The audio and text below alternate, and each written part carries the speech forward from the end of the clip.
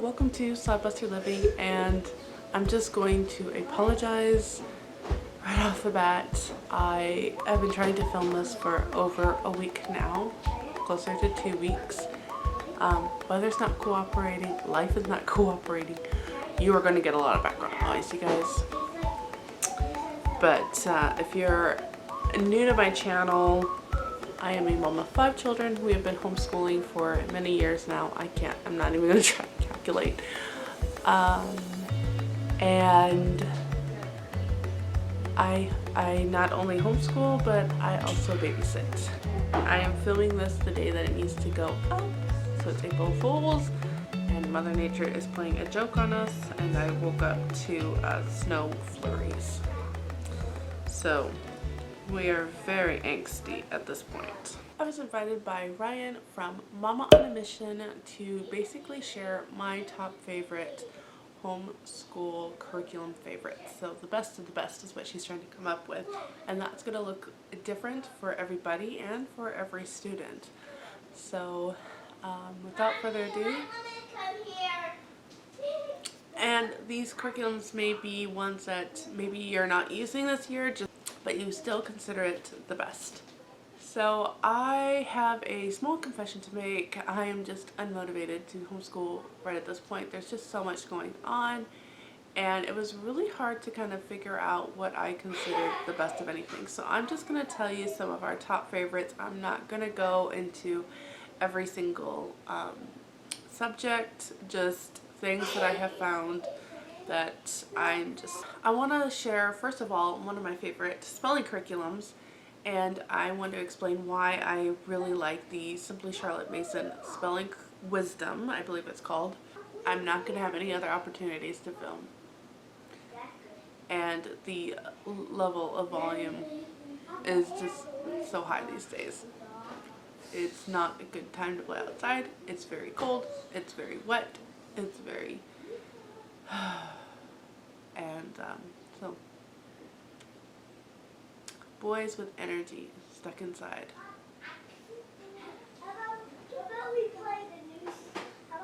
This is why God invented coffee.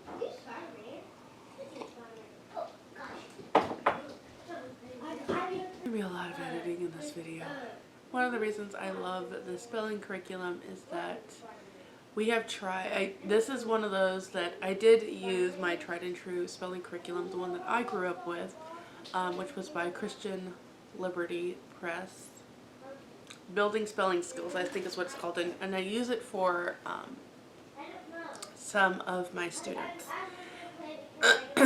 I used it for my sister, and I used it for the boy that I teach, because it was for my sister. My mom had all the books, and so we just continued on with it. But with the kid that I teach, it is set up more like a public school where you write down your words, you go through the words, and it's very structured that way. But for my kids, and even to a certain extent the kid that I was homeschooling, actually for all the students, one of the things that I was seeing is that they would be able to maybe pass the spelling test the first week, but if that word came back a few weeks later, they could not spell it. The thing with the Simply Charlotte Mason spelling is that you're not necessarily writing words, you have it in a sentence structure. So let's use that right there. You are using this word in a sentence structure. Maybe the kid did not know sentence or structure, so you kind of take those two words out, you have them kind of study it, look at it, try to picture it in their mind, which is something that I typically do anyways, and then they try to write it out. And if they spell it, you're recovering it so that they don't see it in their minds, and you're kind of working on that word a little bit more. That's the idea. However, I used it as, you use it as a copy work one day, and then the next day you try to spell it, and then if you need some more time, you can kind of work that into it. Or let's say we had sentence and structure. I wanted to focus on structure that week. So they would copy sentence for the first 2 times, because sentence is a word that will come up later on, and we'll just focus on structure. Now, I found that for me, the spelling was stronger for the kids, and it was more in a kind of organic way, if you will, and we just really, really loved spelling that way. And so far as history, I'm kind of dip my toe into this one, because honestly, history is one of those that I have not found a curriculum that I love. Most people do not agree with me on this, but I find a lot of the Christian curriculum a little too watered down, or to the complete opposite, let's rewrite history. I feel like they either sway one way or sway the other way. So we just do a lot of biographies, but one of the ones that I do enjoy and I have appreciated is the Genevieve Foster history books. That has really helped my kids kind of see one central figure kind of growing up through history and what that looks like in a world all around him, which I think works really well in terms of just life. There's the meme going around that the difference between the 80s, or the kids born in the 80s, and today is the same for those kids that were born in the 60s or something and had parents from the 40s.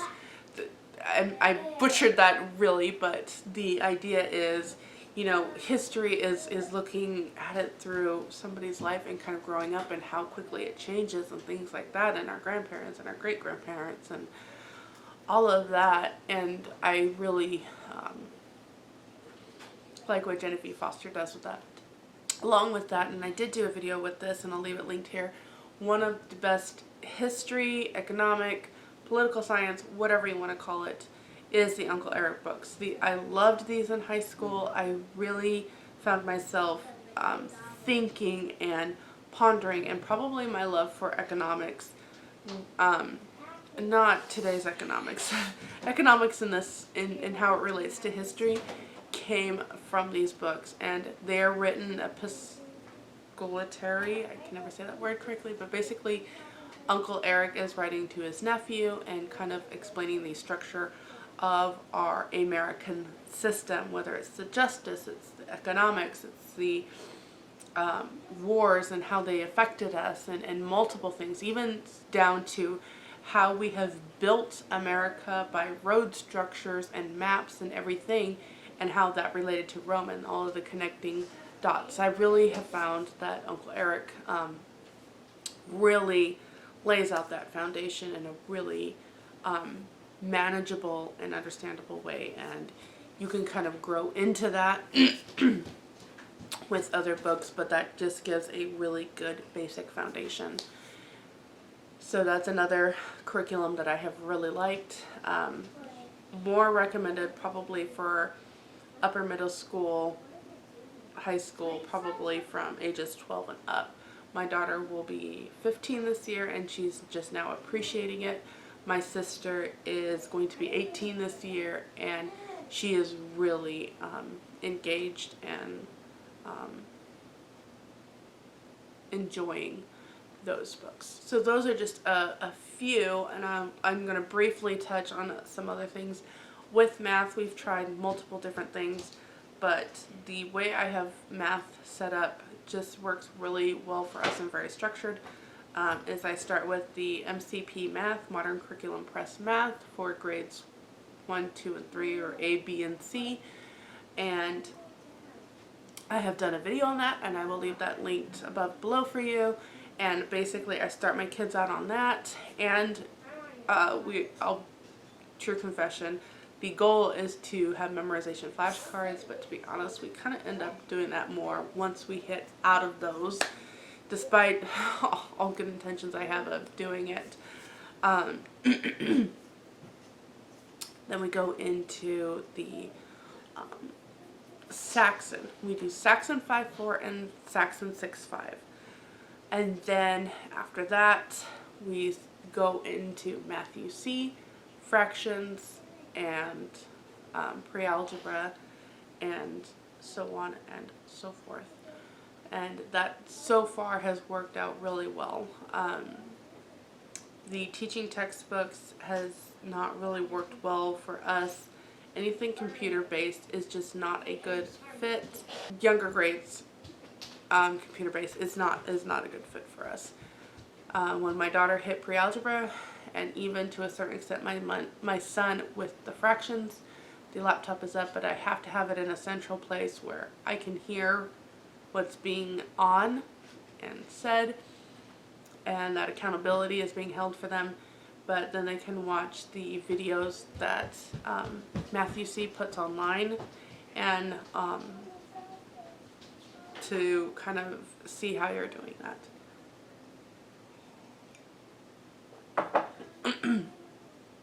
The other thing that I have done, and kind of switch back and forth so I have a little bit more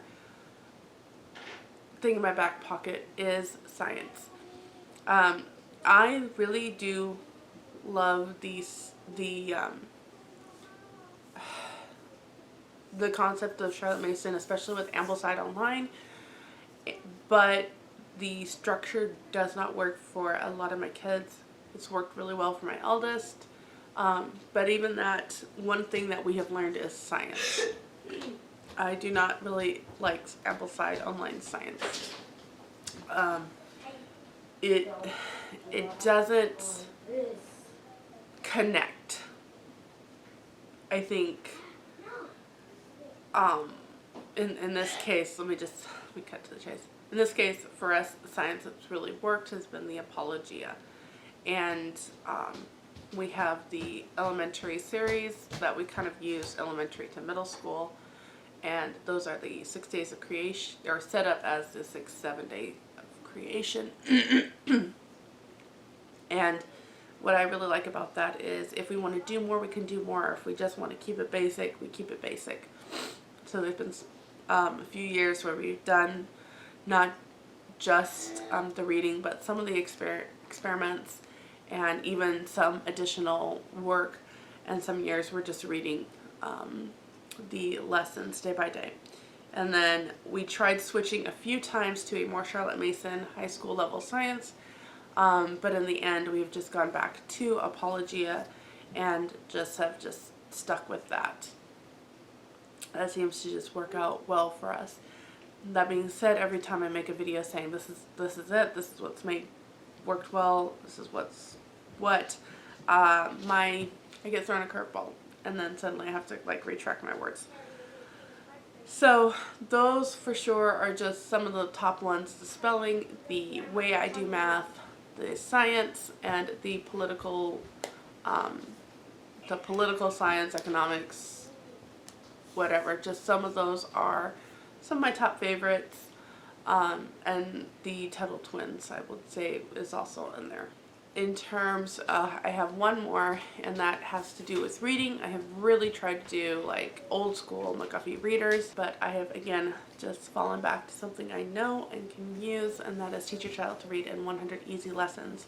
I go from that to Frog and Toad, to easy readers, to things like Nate the Great and basic books like that, and have had pretty good success. I'm on my 5th and last child for teaching reading, and it's kind of crazy, but it's still working out. That seems to be the one that just works well for us.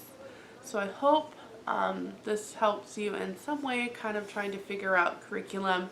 I can only give you with this amount of experience. I think I'm going on year 9 or 10 of homeschooling, and I've been homeschooled, and these are just some of the things that have worked out well for us.